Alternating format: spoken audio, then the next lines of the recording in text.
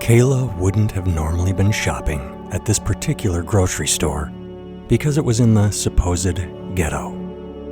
That title amuses me personally because having lived in Milwaukee, Boston, and Los Angeles, I always smile when people in Iowa discuss their version of the bad part of town. But perception being subjective, given its relative city surroundings, the grocery store in question was indeed ghetto when compared to its peers. The 4th of July was several days away, and 2 of Kayla's 3 children were insistent on celebrating the occasion with sparklers. Kayla's 3rd child, being an infant, had no say in the matter. His vocal cords were limited in expression to a series of crying noises which meant, "I'm hungry, tired, or happy," depending on the tone. Kayla had been driving and had 2 options: quickly pull into the store she happened to be closest to and buy the sulfur and charcoal sticks, or go out of her way to find a more, quote, appropriate site for the purchase.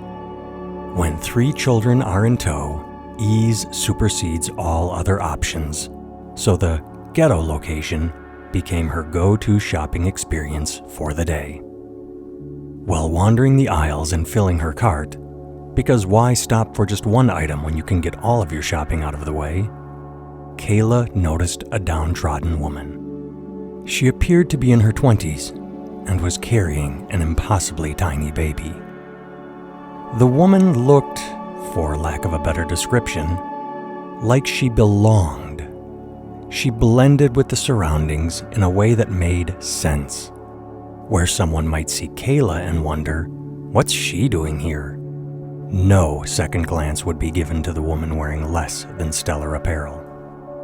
The woman pushed a shopping cart with one hand and cradled the baby to her chest in the crook of her other arm. Kayla's heart sank. The child was the smallest baby Kayla had ever seen outside of a NICU. It couldn't have weighed more than 5 pounds at best. Invisible bonds exist between certain people, such as that between members in the military or those that tie a family together. One such connection is present between mothers. Creating life and giving birth generates empathy among those who have shared the experience. Without being exactly able to put a finger on why, maybe it was the woman's shyness and body language, maybe it was the way she gingerly held her infant, having no carrier for the child, Kayla's emotions demanded she speak with her. There are moments where you know you have to act or forever regret your decision should you not. Kayla decided to follow her gut instinct and approached the young mother. After a quick introduction and name exchange, Kayla, Carrie, Carrie, Kayla, nice to meet you, Kayla began lightly probing. If it's not too forward of me, Kayla began, is this your first child? Carrie beamed. This was a topic that held much pride for her. Yes, it is. He's very small, Kayla offered, pausing to allow Carrie to finish the thought. He's only 12 days old, Carrie explained. He was premature, but he's out of the hospital and healthy now. She beamed again, proud of her child, a survivor. Kayla did not ask for specifics regarding exactly how premature the child was. Instead, she began realizing why she had been drawn to Carrie. Kayla's soul was informing her why she felt the need to talk to a stranger in a grocery store, one on the wrong side of the tracks, no less. Well, Kayla offered, as you can see, I have 3 kids and I am done having babies. I'm moving, and I have a ton of baby stuff that I was going to sell online, but I'd rather give everything to someone who needs it. Do you need anything I could just give you?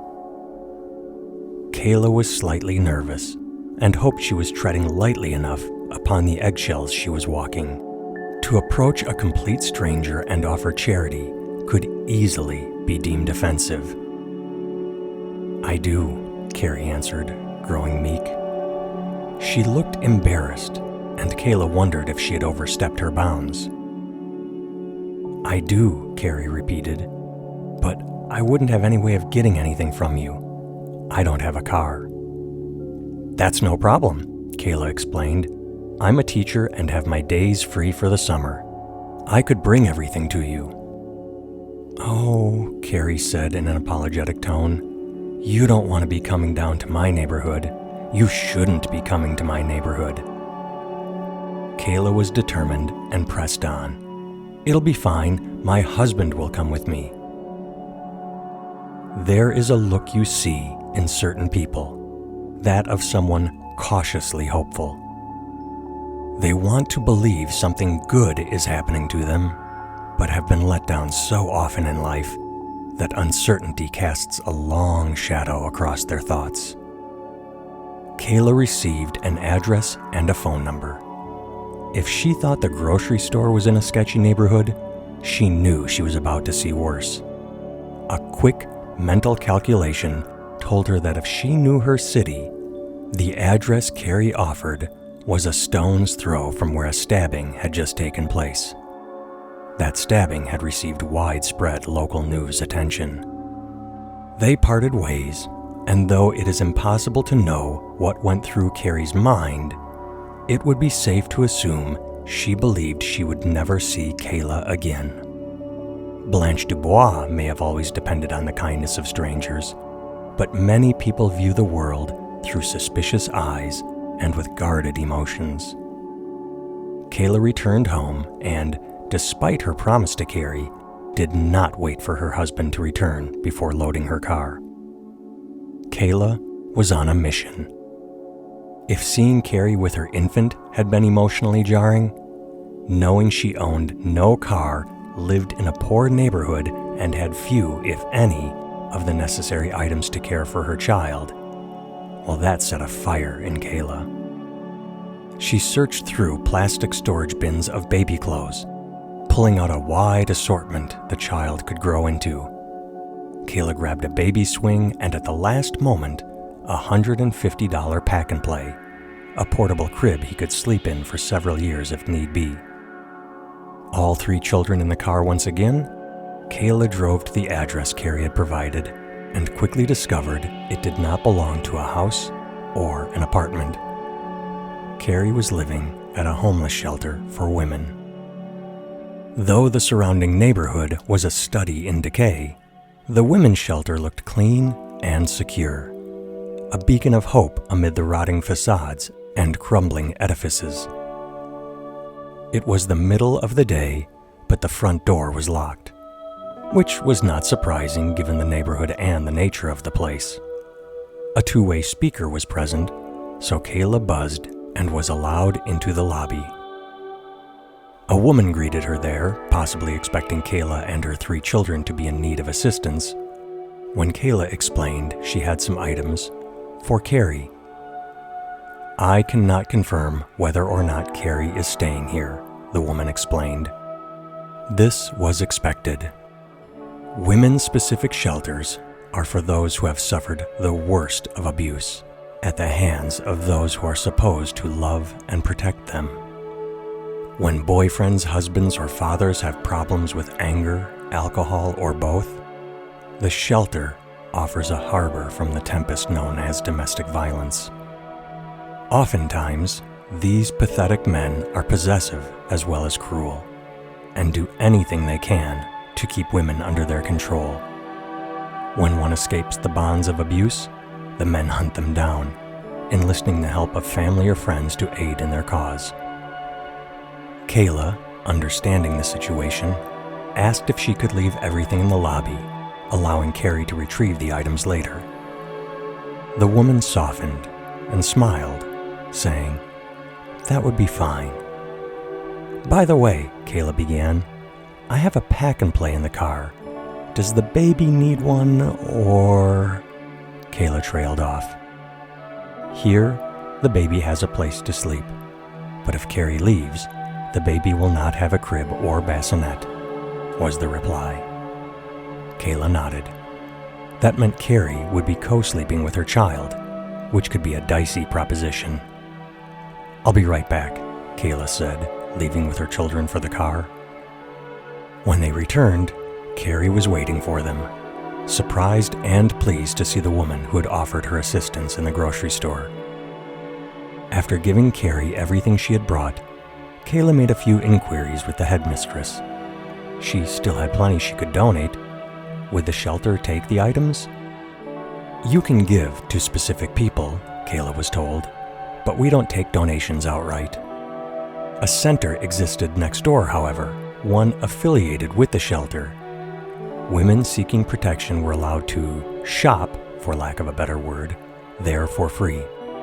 If Kayla donated anything, women in need could pick it up at no cost. Perfect. Now Kayla had an outlet for everything her children had outgrown. Kayla went home, and a little while later texted Carrie, asking if, even though she had no use for a car seat per se, would she be interested in one as a handheld carrier? Carrie texted back that she already found one and thanked her. Moments later, Carrie sent one more note. Her son was sleeping peacefully in the swing Kayla had given her. He was gently rocking back and forth, knowing only the love of his mother and none of the awful that surrounded his life at that moment. A smile crossed Kayla's face, her eyes watered, and hope filled her heart. Kayla is my sister-in-law. She told me this story the day after it happened, and I wrote it down and fancied up some of the language. I also turned the story into a letter to my daughter when she was a year old. For 1 year, from when my daughter turned 1 to when she turned 2, I wrote her a weekly letter, telling her what we did that week, where I was touring, and stories like this. If you would like to read these letters, they are compiled in a book called It's Okay to Talk to Animals and Other Letters from Dad. And I've linked to it in both the description of this video and a pinned comment. If you're interested in more of my nonsense, visit nathantimmel.com. Thanks for listening.